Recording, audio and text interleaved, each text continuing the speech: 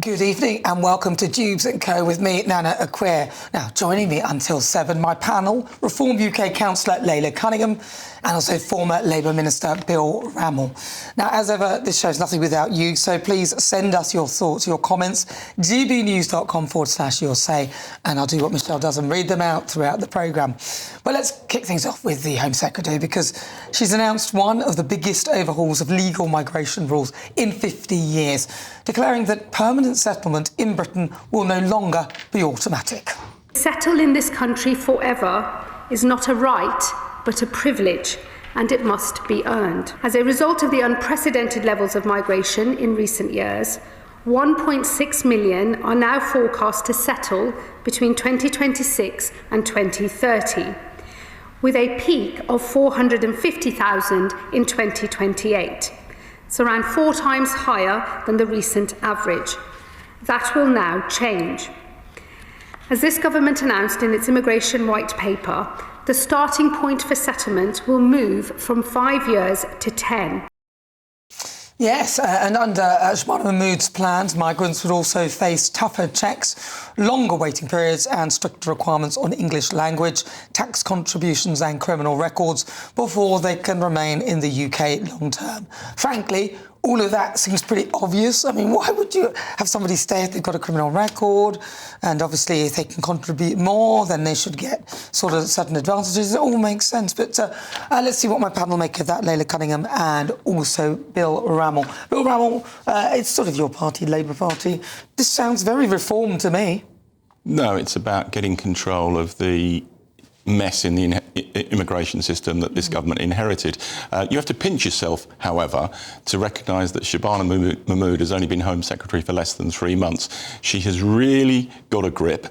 She's bringing forward probably the most sweeping reforms to asylum that we've seen in modern times, making it us a less attractive destination for people to claim asylum. Really? And easier to deport people. Yeah.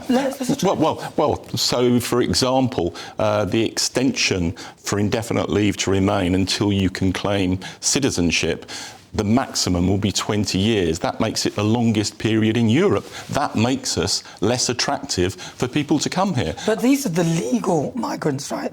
And for the legal migrants, surely you want to be attractive to the kind of people that you want to draw to your country legally. No, absolutely. And so the legal migrants... legal migrants are given quicker routes to gain citizenship than those who haven't got the skills that we need or who have come here illegally. And I think this goes with the broad thrust of what the public want, to see a government that is getting to grips with the system. It also needs to be put within the context, and we've still got a challenge on the boat crossings, but actually net migration, and there's been some figures out this week, is now down to 345,000 from the 990,000 that it was under the Tories. And projections say by next year it'll be between 70 and 170,000. Now, you know, that potentially gets it below net migration in the tens of thousands that the Tories have repeatedly talked about wanting to achieve. But only a very short while ago, I can remember your great leader, Sir Keir Starmer, calling some of these policies racist policies. Mm-hmm. Look at what's in the Labour manifesto. There were specific pledges about getting a grip on the asylum and immigration system, controlling numbers. Yes, we need some legal migrants to come to this country, but we want to tackle illegal immigration. Right. And I think these proposals are a very strong set of proposals to try and achieve that. We're living in a time of what feels like pretty significant social change, and it makes us question things that we've even taken for granted for decades. And one of those at the moment that people are wondering about is actually money. Is the money in your bank account safe? Should you be investing elsewhere? Are we looking at a potential global crash? What will it mean for your savings?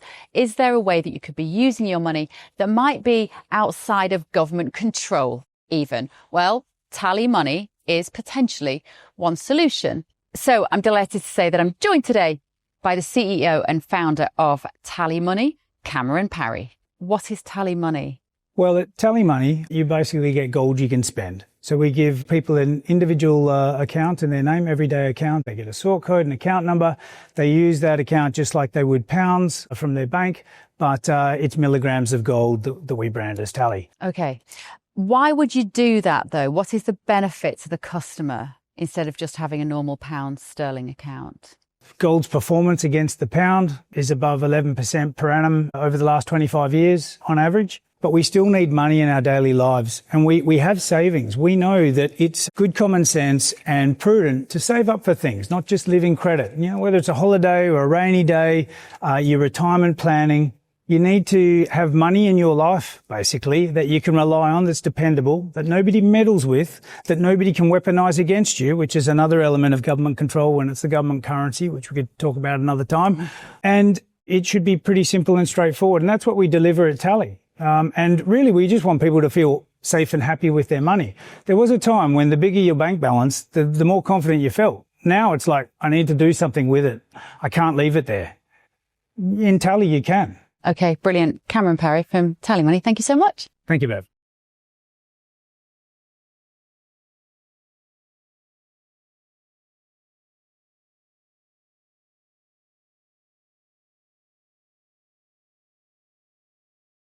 All right, Lalia Cunnigham.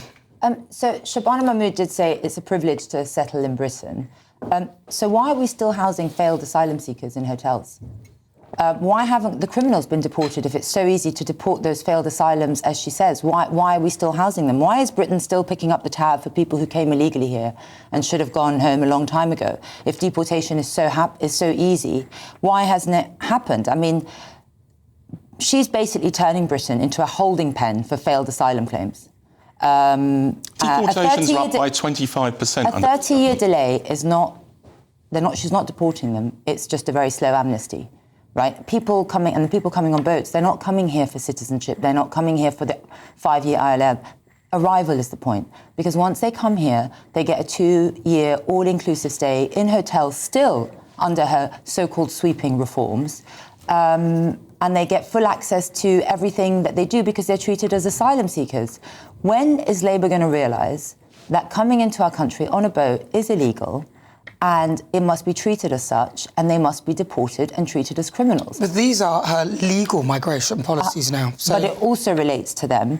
And I do remember that when we brought out our ILR, our policy, which is rather similar and it was retrospective. And that's the key distinction. It's this is also retrospective because it applies to people who came here, who thought they would get ILR within 5 years, and she's pushing it to 20. So my question to you, Bill, why is reforms policy racist? And the whole Labour conference was based on racist. I think she said it was worse than racism. I think West Streeting doubled down on its racist. So did Keir Starmer. Why is ours racist and this one not? Because you would have retrospectively... So is this... No. It is not retrospective. Yes, it is. She said people that are still here. No. It's for people who have not yet got indefinite leave to remain. Okay. Yes, they'll be affected. You would have affected, in your policy proposals, people who've already gained indefinite leave to remain. And I think that's fundamentally wrong, that people who played by the rules then have the carpet pulled from under them. We're not proposing that. But you talk about the end of the use of hotels. The government is committed to ending the use of hotels. They signed contracts up to 2029 with hotels. Yeah, and we're going to end it by the end of this Parliament. And you can already see within the press, military camps that are being looked at to house asylum seekers. And you talk about deportations. The reality is that deportations of failed asylum seekers, foreign criminals, is up by 25% compared to under the Conservative government. So can I just interrupt? That is wrong, because they are not forced deportation. They went... They're a combination. Very small were forced, and you know it very well, and so does your party, and you keep pushing this line. They went voluntarily, and that's a very, very big difference. Number two... And voluntarily is part of the mix. People with ILR right now, who are waiting to get it within 5 years of being here, expected to get it within 5 years of getting here. They played by the rules, as you say, and now the goalposts have changed. It is retrospective, but somehow you're saying that that's not wrong and that's not racist. Our policy is, if you've been here, you apply for a visa. We're not removing anyone. We apply for a visa and exactly the same conditions that you said that you copied from us, or you claim citizenship. I want to know exactly why that is not racist. So which set of Shabana Mahmood's proposals do you disagree with? Oh, a lot of them. I'm not... No, which ones? I say, OK, the fact that illegal migrants can come here and stay in a hotel for 2 years and then it's reviewed. I want them deported immediately. I want, if you enter this country on a boat, you cannot claim asylum. It's simple. And what this government is practically staying within the purview of the Refugee Convention. And I respect your view. I happen to fundamentally disagree with it. I think the vast majority of people in this country want Britain, in the last resort, to be a refuge for people who are fleeing for their lives, but they want the system to be properly controlled and managed, and that's what the government is trying to do. They're not fleeing for their lives in France. Not a refuge for everyone, though. No, and absolutely anyone. Look, I just want to come back to what Lalia said with regard to it being sort of retrospective. It is really, isn't it? Because one of the policies was that if you've claimed benefit for more than 12 months, then you don't qualify for settlement until, I think it was, is it 15 years if you've done it for under 12 months, and if it's over that, then it's 20 years. So that applies now. But if I've been claiming benefits and I thought that I was going to get ILR because I'd been here for almost 5 years or whatever it is, now it's gone up because I've just been claiming it for more than 12 months. But the key trigger... Yeah, but the key trigger... No, but you said... The reason, the difference between why it was a racist policy and why it wasn't was because reformist policies were retrospective. But I'm putting it to you that seeing as the goalposts have moved, it's also retrospective. The key trigger is getting indefinite leave to remain, and reforms proposals would have hit people who had already gained indefinite leave to remain, who'd played by the rules, who'd come under that set of assumptions, and you rip them up. That's not the kind of Britain that I want to see. But it's the kind of Britain your party's pushing for, because people came here played by the rules, expecting to get ILR in 2 years' time. And right now, Shabana Mahmood has said that will not happen if they've claimed benefits or they have a criminal record or whatever condition. And you agree with that? You agree with that? Hang on, Bill, you just said that's not the kind of Britain. You don't agree with Shabana Mahmood because you said that's not the kind of Britain you want to live in. Describe to me the difference. Both are retrospective. The difference is when you have got indefinite leave to remain, which is a concrete legal status, you would have retrospectively ripped that up. And I think that's fundamentally wrong. We would have asked them to apply for a visa. And the difference is, Bill, is that someone, as I said before, we can argue over semantics, but you know the truth, is that someone who's been here expecting to get ILR next year, played by the rules, is completely planned for it. Shabana Mahmood has said, I'm sorry, we've moved the goalpost now to 20 years. Basically, it's a holding pen. And what happens during those 20 years? Who supports those people that are waiting to get ILR? Is it the taxpayer? How are they going to live? Where are they going to live? Who supports those 20-year asylum-seeking people while they wait as a holding pen? Who's going to support it? Well, there's a whole raft of proposals to enable people to work within the economy, and we need a lot of those people to be working so that they can do jobs that are necessary and they can contribute towards the economy. No, we don't. Listen, we don't actually need that, because basically you've imported foreign cheap labour. You've imported cheap labour that's so cheap that we can't pay them. Jobs don't pay them enough. We've cut net migration from 990,000 to 345,000. So they have to use universal credit. So they have to use universal credit. Exactly that. So listen.